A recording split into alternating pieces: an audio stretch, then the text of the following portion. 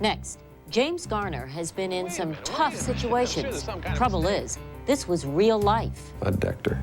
All of a sudden, 7 years just blew up in me, you know. He's a guy's guy, but he's also a woman's man, and one of the few Hollywood stars who's managed to stay on top. When an actor like James Garner, who's 66, has been around for a long time, you feel as if you know him. Actually, that's one of the secrets to his success. But there are other secrets in his life. I met him recently and found a James Garner few people know, and even fewer people would expect.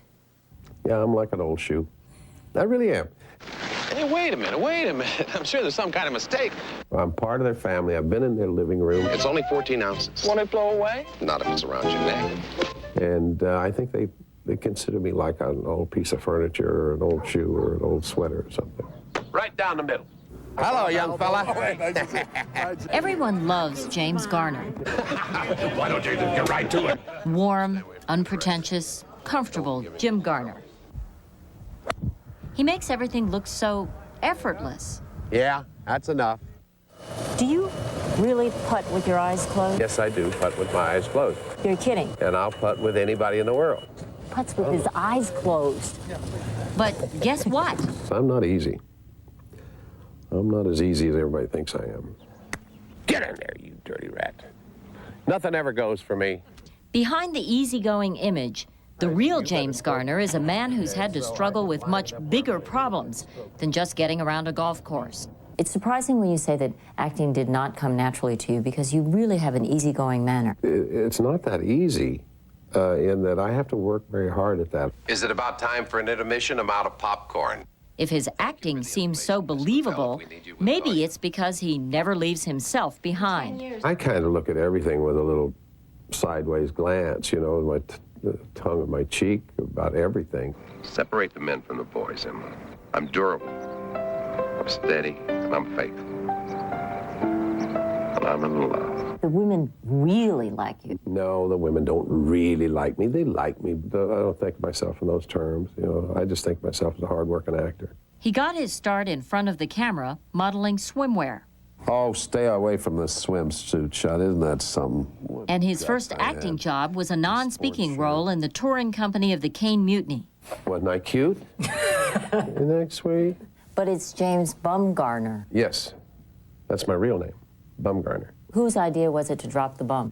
I was at Warner Brothers, and I was doing a film there, and they didn't like it, so they just cut it off of there. The studio gave him a contract in 1955, and 2 years later, he got a Sunday night TV series.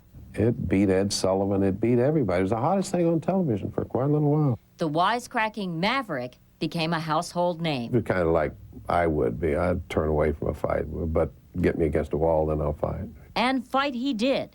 At the height of Maverick's popularity, Garner got into a contract dispute. I was getting $500 a week. Not a lot to be starring in a television series. He sued the studio and won. That was a gutsy move. Well, everybody thought so. I didn't. You didn't? No, I thought I was right.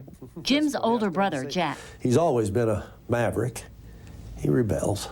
Childhood was not really great for him. Garner was born in Norman, Oklahoma in 1928 on the eve of the Depression.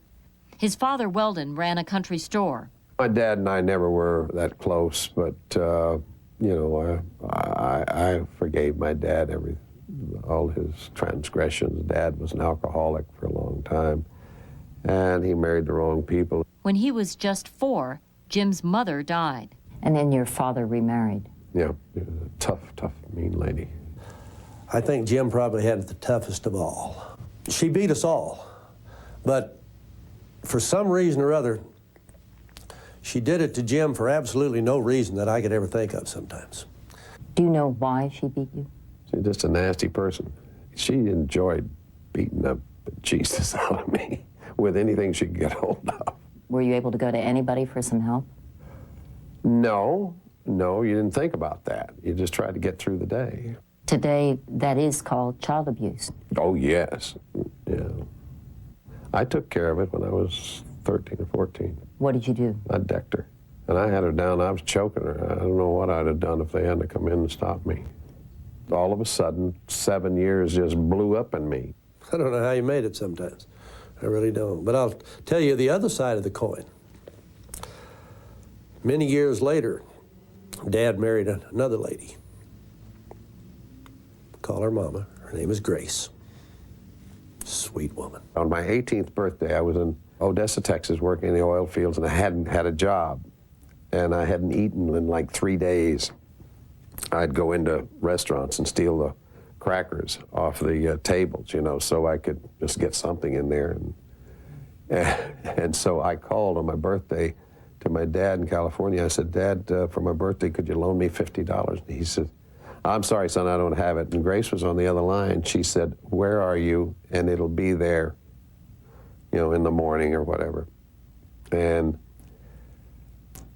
it went a long way with me. It really did. I've stood by her forever and will. You're not supposed to do that. You're not supposed to get me. I'm going to wear my glasses. No. Okay. Jim eventually moved to Los Angeles and bounced from one odd job to the next. When did you get your act together? When I got married. Jim met Lois Clark in 1956 at an Adlai Stevenson rally. And we got married 2 weeks later. Oh, please. Yep. We've been married for 37 years. And it made me get serious about my career and about my life. The Village Theater in Westwood is the scene of the California premiere of The Thrill of It All. In the 60s, Garner's film career took off. Crowd presses to catch a glimpse of James Garner, who co-stars in the Laugh It Up comedy. Other starring roles followed: The Children's Hour, The Great Escape, and Garner's personal favorite, The Americanization of Emily. I don't easily give up what's mine. You're mine, Emily, and I'm not going to let you go. This is Jim Rockford. At the tone, leave your name and message. I'll get back to you. But Garner is best remembered for his television role as the unorthodox private detective, Jim Rockford. Really, things aren't like that, you know? They're never black and white. There aren't any heroes. They die young. His gun is deadly. Mine's in a cookie jar. It's the subtlety in Garner's performance that Rockford producer Stephen Cannell remembers. He was able to pull off, you know, scenes with his reactions, with his listening. He's one of the best listening actors I've ever worked with. Now that he is older and playing character roles, people are looking at him and saying, oh, what an amazing talent. But he's always been this talent. But after 6 physical years on Rockford, Garner was exhausted. He wanted out. And again, he took on a major studio. This time, he sued Universal for his share of the Rockford profits. It was a landmark case. A lot of guys couldn't have done what I did because they didn't have the money or the time, and they were afraid of their careers. But I had the money, and I waited them out. Garner won, but it took 9 long years during which he faced more tough times. You had a separation from your wife. At that time, I was upset with my life and with my health. You kind of went into a depression. Kinda, yes. How bad was it? You know, when you're sitting in a chair for hours and hours and you don't know whether to get up or stay seated, you can't make your mind up whether to get up and take a shower or not. You just sit there like a lox. And nothing seems good.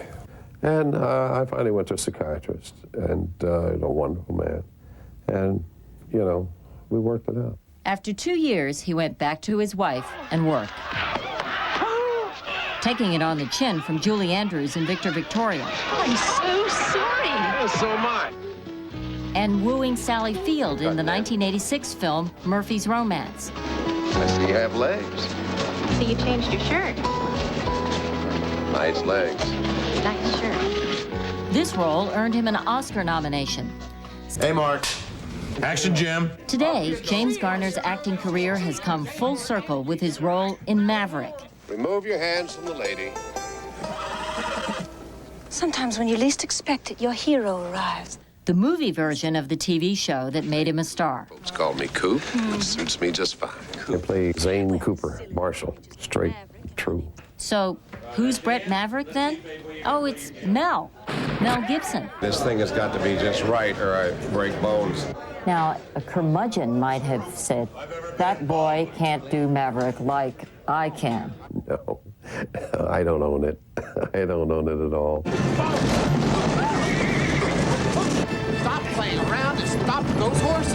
Help! And I couldn't do today what he's doing today. Let's face it, I'm too old to do that sort of thing. James Garner is a man with little left to prove. I get it where I want it. Except maybe that he really can putt with his eyes closed. I'm going to hit a 5-foot putt. Can you take your hat off so we can actually see? I have hat hair. Okay. Yes. Yes. See, you didn't believe it. I didn't believe it. Did you see it? I saw Did it. you see I had my eyes closed? Yes, I did. If James Garner holds a grudge, he doesn't hold a big grudge, at least not against the studios he sued. He did Maverick, the movie, for Warner Brothers, and he just signed a deal to recreate the role of Rockford in 6 two-hour TV movies with Universal.